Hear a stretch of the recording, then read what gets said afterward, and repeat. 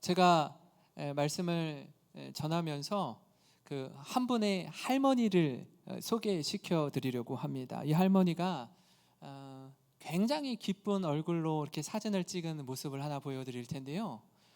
굉장히 한바구음을 짓고 있죠. 왜 이렇게 기쁠까요? 뭘 딴 것 같아요? 운전면허를 땄어요. 운전면허를 땄습니다. 이 할머니가 70이 넘어서 운전면허를 땄는데 이렇게 기뻐할 수 있는 이유가 있습니다. 그게 뭐냐면 그 65세 때 손녀딸이 초등학교에 이제 입학하게 되었어요. 그래가지고 우리 딸을 내가 좀 차로 운전해가지고 우리 아이를 이렇게 좀 데려다주고 데려오고 또 시장 갈 일이 있으면 이렇게 좀 차를 몰고 갔으면 좋겠다 해서 65세 때 처음 운전면허 시험에 도전했다라고 해요. 근데 좀처럼 운전면허 따는 게 쉽지 않은 거예요. 그래서 한 번, 두 번, 세 번 도전하는데 이게 잘 안 되는 겁니다. 몇 번이나 도전했을까 이 할머니가? 이 할머니 아세요? 모르죠. 저도 최근에 알았어요. 근데 이 할머니가 굉장히 유명인이 됐는데 960번 만에 운전면허를 땄습니다. 거의 6년은 가까운 세월 동안 주일과 공휴일을 제외한 모든 날 시험을 봤어요. 들어간 이 시험 비용이 2,880만 원. 징해요, 그죠? 60점을 넘으면 면허를 딸 수 있는데 늘 시험을 보면 한 30점에서 50점을 맞는 거예요. 근데 지치지 않고 계속해서 도전하는 겁니다. 제가 이 할머니의 도전을 보고 깜짝 놀랐는데 이 할머니의 소식이 사람들에게 이렇게 알려지기 시작하자 기아자동차에서 소울이라는 자동차를 선물해 줬어요. 심지어 현대자동차에서는 광고 영상까지 찍어서 방송에 이 할머니가 방송을 타기도 했습니다. 그리고 미국에서조차도 이 뉴욕타임즈랑 또 시카고 트리뷴에 할머니의 소식을 이 일면 기사에 실었습니다. 왜 실었을까요? 멈추지 않고 끊임없이 도전한 이 도전 정신을 굉장히 높이 평가한 겁니다. 그렇죠? 65세 정도 됐으면 내가 무슨 이 나이에 운전이야. 그냥 늘 하던 대로 살아야지. 내가 이 나이에 뭘 할 수 있겠어라고 하던 것도 하지 않으려고 하는 나이에 그 초등학교 입학했던 손녀딸이 초등학교 졸업할 때까지 못 탔어요. 이제는 알아서 버스 타고 다닐 수 있을 정도의 나이까지 도전한 거예요. 도전한 겁니다. 여러분, 이 모습을 보면서 제가 이 말씀을 준비하다가 이런 생각이 들더라고요. 제가 목사로서 성도님들을 이렇게 신방하면서 이런저런 이야기를 나누고 마지막에는 꼭 여쭙는 게 있어요.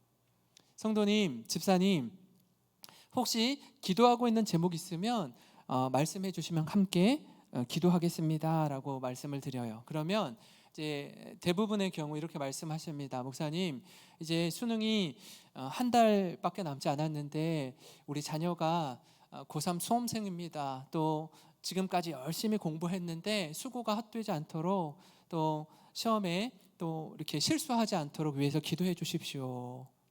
목사님, 우리 자녀가 이제 대학 졸업을 앞두고 있어요.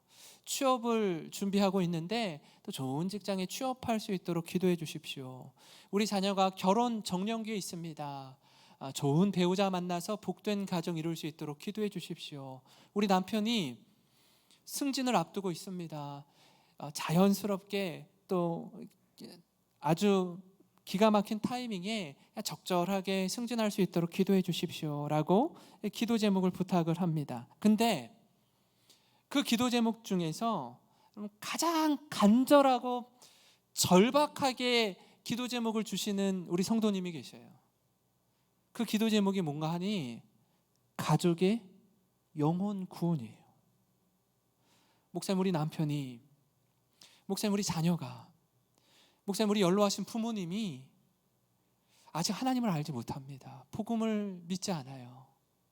이 영혼 구원을 위해서 좀 뜨겁게 기도해 주십시오 라고 부탁하시는 겁니다.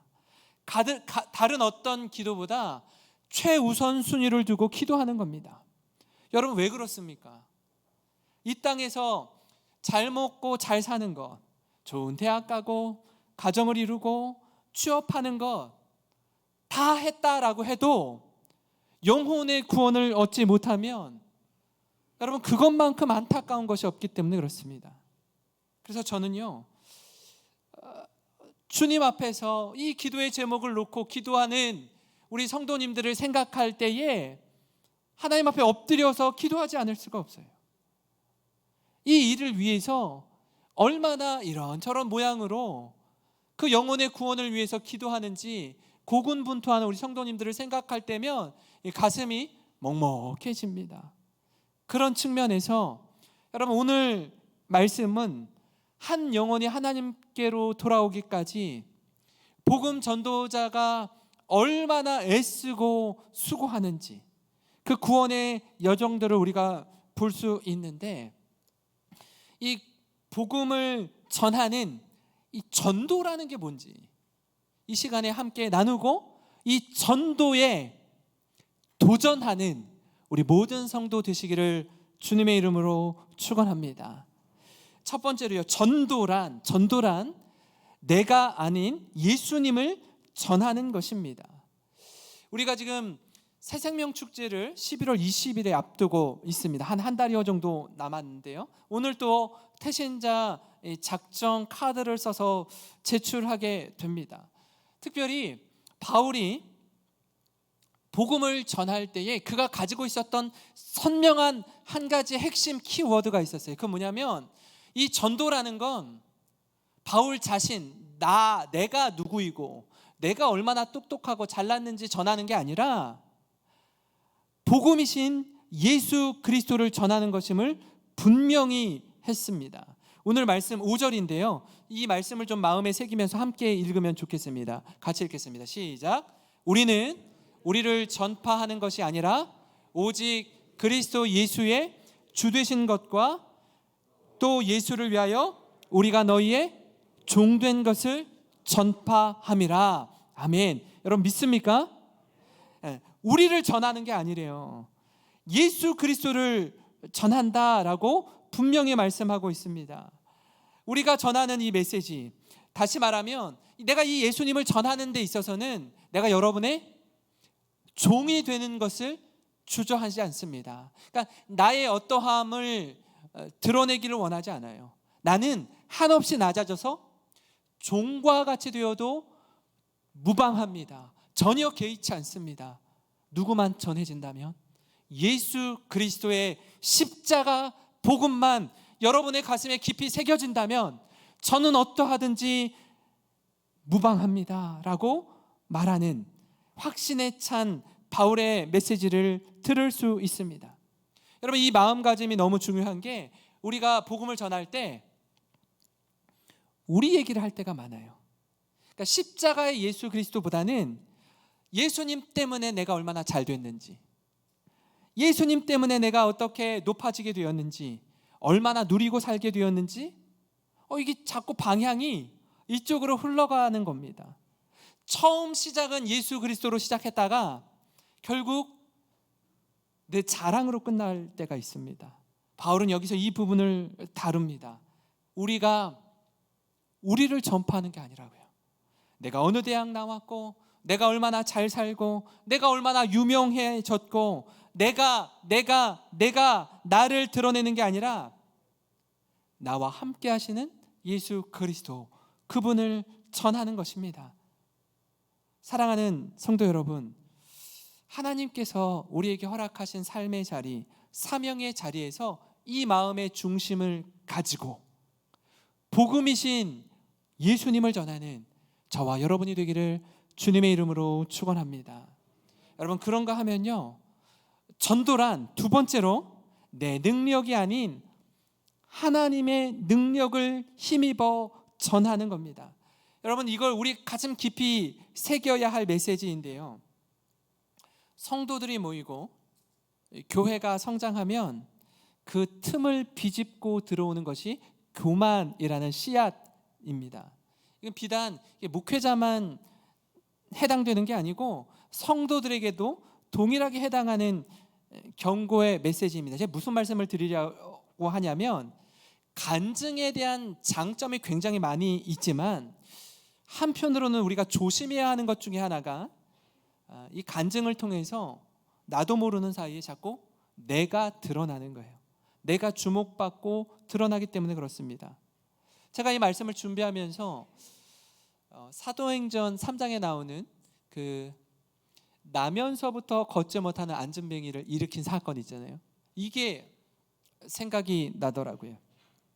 사실 이 사람에게 필요한 건 그 몇 푼의 돈이 아니라 일어나 스스로 걷고 뛰고 독립할 수 있는 게 이 사람의 평생의 소원이요 꿈이었을 겁니다. 근데 그가 그 예배당 앞에 앉아서 구걸할 수밖에 없는 이유는 뭐죠?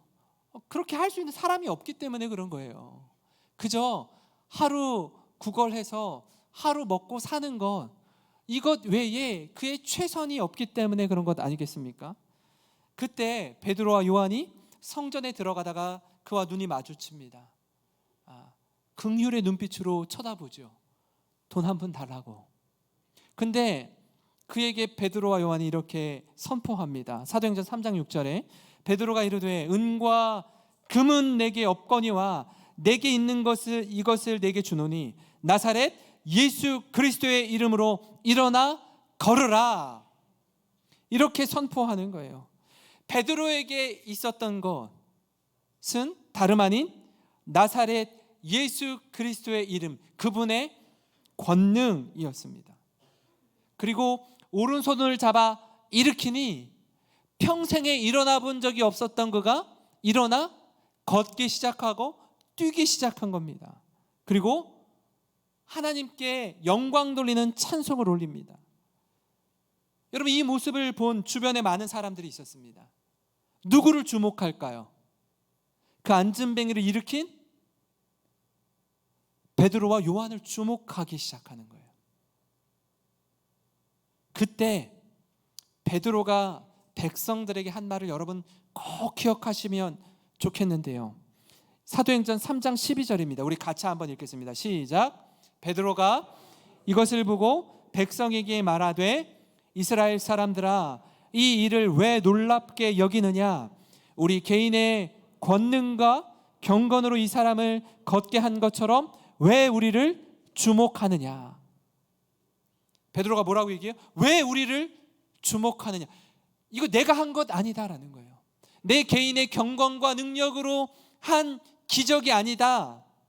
이 일을 행하신 이는 나와 함께 하신 예수 그리스도입니다 라고 고백하는 겁니다. 우리는 그저 하나님의 도구로 쓰임받았을 뿐입니다. 여러분, 이 베드로와 요한의 고백이 우리의 고백이기를 소망합니다. 고린도후서 4장 7절 오늘 말씀에 우리가 이 보배를 질그릇에 가졌으니 이는 심히 큰 능력은 하나님께 있고 우리에게 있지 아니함을 알게 하려 함이라. 베드로와 요한도 그랬고요. 사도 바울도 동일하게 고백하는 그의 진심은 무엇입니까? 이 보배를 깨지기 쉬운 질그릇에 가진 자신일 뿐이라고 말하는 겁니다. 이 능력이 하나님께 있고 내게 있지 않습니다 라고 담대하게 선언하고 고백하는 것 아닙니까? 그래서 우리가 복음 전할 때요, 내게 능력 있는 것이 아니라 분명히 능력 주시는 분이 계시며 그분이 바로 우리 하나님이시고 나를 구원하신 예수 그리스도임을 전하는 겁니다. 성도 여러분, 우리가 바울이라면 어떨까요? 그는 많은 핍박과 고난 속에서도 예수님의 복음을 전하는 일을 주저하지 않았습니다. 두려워하지 않았어요. 때로는 감옥에 갇히기도 하고요, 때로는 많이 돌에 맞기도 하고요, 거반 죽을 뻔한 적도 있고요, 배가 파산하기도 하고요, 몇 날 며칠 동안 음식을 못 먹을 때도 있었어요. 근데 무조건 직진인 거예요. 무엇을 위해서요? 영혼 구원을 위해서, 복음을 전하는 것을 위해서. 많은 이들이 자신을 주목합니다. 주목하는 저들을 바라보면서 바울이 동일하게 전했던 메시지는 이 보배를 깨지기 쉬운 질그릇에 가졌다라는 겁니다. 나는 깨지기 쉬운 질그릇일 뿐입니다 라고 고백해요. 내 안에 담긴 보화는 우리 구주 예수 그리스도 주님이십니다. 이렇게 선언하는 겁니다. 사랑하는 성도 여러분, 우리 안에 이 고백이 있기를 소망합니다. 우리가 복음을 전할 때에 성령님께서 역사하시는 줄 믿습니다. 그래서 이게 그저 내 마음대로 내가 복음을 탁월하게 조리 있게 잘 전해서 저분이 예수님을 믿고 돌아오는 것이 아니라 성령님께서 역사하셔서 전도 대상자의 문을 활짝 열어주셨기에 하나님 나를 도구로 사용하셔서 저분이 구원 얻게 되는 줄 믿으시기 바랍니다. 그래서 우리가 자랑할 게 없는 거예요. 내세울 게 없는 겁니다. 하나님의 도구로 쓰임받는 것만으로도 감사하고 주님께 영광 돌릴 수 있는 줄 믿습니다. 이 일을 이루신 하나님을 주목하게 하고 하나님께 영광 돌려야 할 줄 믿습니다. 그래서 내가 아니라 오직 주님만을 높여드리는 모든 성도 되시길 주님의 이름으로 축원합니다. 마지막으로요, 여러분, 전도란 나는 죽고 예수로 사는 삶이 무엇인지 전도의 과정을 통해 배우는 겁니다. 여러분, 영혼 구원을 위해서 간절한 마음으로 전도를 해보신 분들은 잘 아실 텐데요, 예수님을 알지 못하는 이에게 복음을 전하는 게 쉽지 않습니다. 복음을 전하기 전부터 이상하게도 장애물들이 있고요, 또 복음을 듣게 되는 이가 다른 때는 전혀 그렇지 않은데 굉장한 경계를 합니다. 우리를 다른 얘기할 때요, 일반적인 얘기, 자녀 이야기, 남편 이야기, 세상 돌아가는 이야기 할 때는 그렇게 온유하고 천사 같던 그 전도 대상자가 그렇게 가깝게 지내는 사람이고 평소에 잘 아는 그 사람이 복음을 전할 때에는요, 놀라울 만큼 복음을 거부하고 부담스러워하고 힘들어합니다. 어떤 분은 이렇게까지 말씀하시는 분이 있어요. 우리 누구 자네, 내가 당신과 알고 지낸 지 10년이 됐고 20년이 됐는데 다 좋은데 이건 얘기하지 마. 다음번에 또 이 얘기하면 내 두 번 다시 당신 얼굴 안 봐. 관계를 끊겠다는 거죠. 그렇게까지 말하는 분도 있어요. 그러니까 얼마나 그 마음이 힘들어요. 모르는 분이 아니잖아요. 너무나 잘 알잖아요. 그런데요, 그런 반응은 지극히 당연합니다. 왜냐하면요, 인생의 주인을 바꾸는 것이기 때문에 그렇습니다. 그렇기에 복음을 전해 듣는 분에게 마음이 요동치기 시작하는 거예요. 엄청난 갈등이 그분의 마음 가운데 일어나기 시작하기 때문에 그렇습니다. 왜 그렇죠? 평생 지금까지 내가 내 인생의 운전대를 잡고 내가 원하는 대로 살아왔는데 복음을 들어보니 내가 그 운전대에서 조수석에 앉아야 되는 거예요. 이제는 예수님을 내 인생의 보좌에 앉혀드리고 그분의 인도하심 따라서 살아가야 되는데 그게 부대끼는 거예요. 불편한 겁니다. 그래서 지금까지 내가 살아온 모든 삶의 방식을 다 뒤로 하고 내 인생의 보좌를 내어드려야 하니 힘들 수밖에 없어요. 엄청난 갈등이 일어날 수밖에 없는 겁니다. 그게 밖으로 표현되어질 때 아주 심한 거부감으로 표현되는 겁니다. 전도의 과정 속에 겪는 이 어려움과 여러분 그것을 감당할 수 있는 이유, 이렇게 자꾸 부딪히잖아요. 어렵잖아요. 마음에 막 안타까움이 있어요. 우리에게 하나님, 우리 부모님이 이제 연로하신데 이제 생명의 날이 얼마 남지 않았는데 하나님 이러시면 안 되잖아요. 돌아와야 되는 거 아닙니까?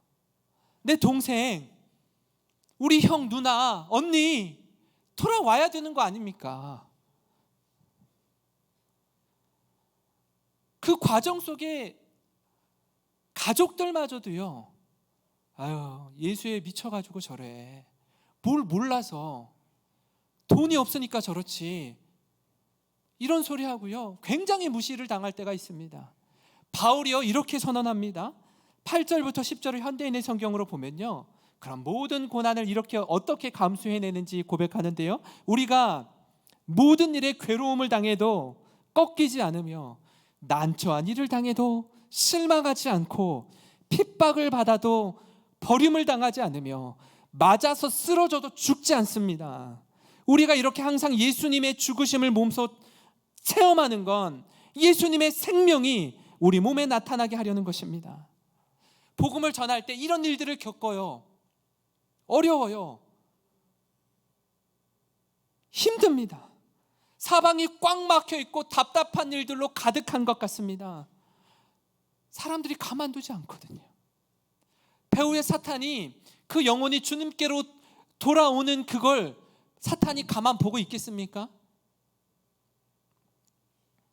그럼에도 불구하고 그런 모진 고난과 핍박과 무시와 멸시에도 불구하고 담대하게 복음을 전할 수 있고 사명을 전할 수 있는 이유, 그건 예수님의 죽으심을 몸소 체험하는 거예요. 여러분, 언제 어느 때 사람들에게 그렇게 그 경멸의 눈빛, 우리를 무시하는 눈빛을 평소에 우리가 경험하지 않죠. 사람들이 우리 무시하는 거 가만두고 있지도 않습니다. 근데요, 복음을 전할 때 우리를요 아주 이렇게 짐승 쳐다보듯이 이렇게 볼 때가 있어요. 굉장히 무시합니다. 그때 어떻게 해요? 참아요. 다른 것으로는 안 참을 걸 복음 전할 때 그런 모멸감을 당할 때는요 참는다고요. 누구를 위해서요? 예수 그리스도를 위해서 참아요. 왜요? 내 자아와 욕심이 죽고 내가 죽어야 부활의 소망이 있기 때문입니다. 그래서 쉽게 낙심하거나 무너지지 않습니다. 우리가 지난주에 나눈 말씀도 맥락을 같이 하지 않습니까? 고린도전서 15장 30일 우리 같이 한번 읽어볼까요? 시작. 형제들아, 내가 그리스도 예수 우리 주 안에서 가진 바 너희에 대한 나의 자랑을 두고 단언하노니 나는 날마다 죽노라. 믿습니까? 죽는 연습하는 거예요. 복음을 위해서, 영혼 구원을 위해서 날마다 죽는 연습하는 겁니다. 복음을 전할 때, 복음을 살아낼 때 죽는 연습을 하는 겁니다. 세상에 복음을 전하는 게 만만하지 않아요. 쉽지 않은 길입니다. 그러나 예수만이 유일한 길이요 진리요 생명인 줄 믿습니다. 전도를 통해 우리가 믿는 예수 그리스도에 대해 더욱 깊이 묵상하게 되고 우리 믿음을 다시 점검하게 됩니다. 그죠? 막 한번 당해보세요. 그런 어려움들을. 그러면 내가 믿는 예수 그리스도, 내가 이렇게까지 무시당하면서 믿을 만한 가치가 있나 이거? 이 진짠가 이거? 이 복음이 맞나 이거? 하고 스스로 다시 생각해보게 된다니까요. 내가 왜 하고 있지 이렇게 무시당하면서? 이게 진리가 맞는가? 여기에 영원한 생명이 있는가? 생각하게 된다고요. 나는 죽고 예수로 사는 게 무엇인지 삶의 현장에서 직접 경험하는 겁니다. 사랑하는 성도 여러분, 우리 삶에 이 주님과의 스토리를 써가는 2022년도 이 가을이 되었으면 좋겠습니다.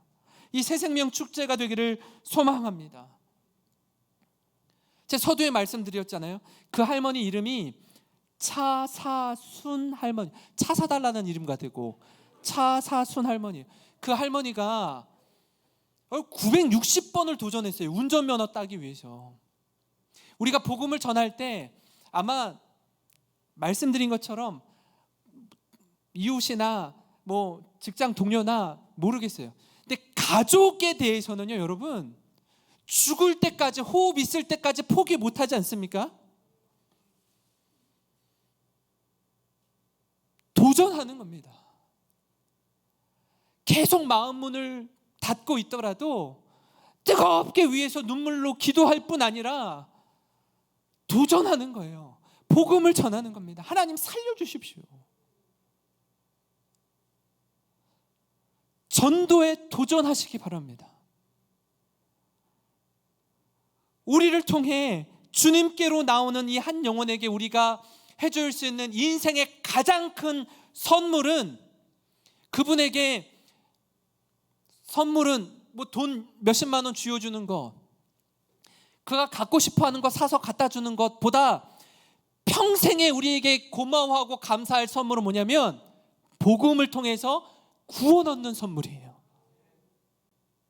우리를 통해 예배당에 나와 구원의 감격과 기쁨을 누리니가 그의 평생에 누구에게 가장 감사하겠어요? 내게 복음을 전해준 그 사람에게 감사할 거라고요. 이 일에 여러분, 우리 교회가 축복의 통로가 되어서 복음을 전하는 구원의 방주가 되어서 세상 가운데에 우리 사랑하는 가족들에게, 잃어버린 영혼에게 복음을 전하는 우리 모든 성도 되시기를 주님의 이름으로 축원합니다.